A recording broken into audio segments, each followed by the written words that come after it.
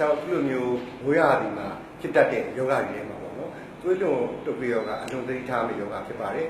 မိုးရဒီမှာပိုပြီးအဖြစ်များလာတယ်လို့တေဆုံးမှုရလည်းရှိတတ်တယ်ပေါ့နော်ချိန်ကနေစင်ပေါက်သွားတာပေါ့နော်ဖြစ်ပေါ်လာတာချိန်ကြားလို့လည်းကျွန်တော်တို့မှတ်သားရပါတယ်ခင်ဗျာအဲ့ဒါနဲ့ပတ်သက်ပြီးတော့လည်းဆရာတို့ကဆွေးနွေးပါဦးခင်ဗျာ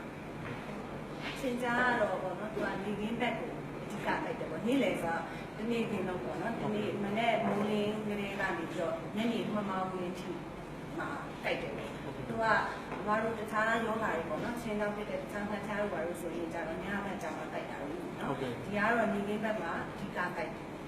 နေခင်းဆိုတာကတနေ့လုံးကိုပြောတာပေါ့မနေ့မိုးလင်းရဲ့ညနေ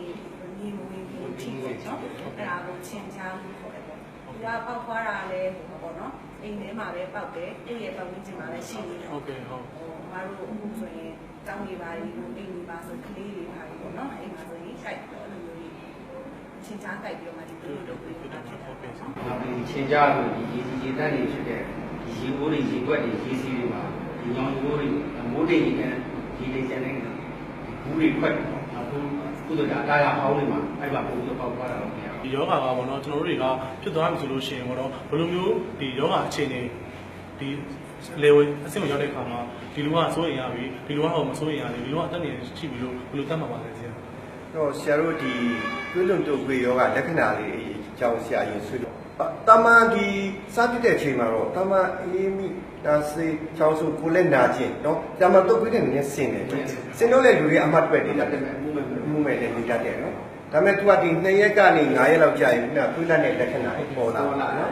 သွေးလက်တဲ့လက္ခဏာလေးပြောပြပါဦးသွေးလက်တာလက္ခဏာအနေနဲ့ကတော့စောင့်ကြည့်ရမှာပေါ့ကလေးကပထမ तू က2ရက်ကနေ9ရက်အတွင်းဆက်ခါချင်းနဲ့အရန်အပူအရန်ပြင်းတယ်အပြင်းချတယ်ပြင်းချပြီးတော့မတို့ကသွေးလက်လက္ခဏာပဲအချိန်မှာဖြစ်တော့လဲဆိုရင်3ရက်ကနေ9ရက်အတွင်းဆိုရင်ကလေးကဖျားရုပ်ပြက်ကျသွားတယ်ကျသွားတယ်ဒီလိုလုံးအေးဆက်လာတယ်နောက်ပြီးတော့ကလေးကအဖျားကျပြီဆိုရင်ကလေးဆိုတာဆော့တယ်ဆော့မဆော့ဘူးဒါပေမဲ့မဆော့နိုင်နှိမ့်နေတယ်ခဏမနေနေဖြစ်တယ်နောက်ပြီးတော့နော်ဟိုနာတော့နော်လုံးဝမစားနိုင်တဲ့နေတယ်နော်အဲ့လိုမျိုးတွေပေါ့နော်နောက်တစ်ခါသွေးခုံလုံးတွေပါရင်မတို့ကစမ်းကြည့်တဲ့ခါကျရင်စမ်းလို့မရဘူးခြေပြားလက်ထားရင်အရင်အေးတယ်အဲ့ဒီချိန်မှာပဲတချို့ကြတော့လေတွားကြည့်တဲ့ခါကျတော့မမဲမဲတွေတော့အဲ့ဒါတွေကနည်းနည်းဂရုစိုက်ရမှာပေါ့ဘာလို့လဲဆိုတော့အမားတို့တွားကြည့်တဲ့ခါကျတော့လေဆရာကြီးအဲ့လိုမျိုးပေါ့ဟို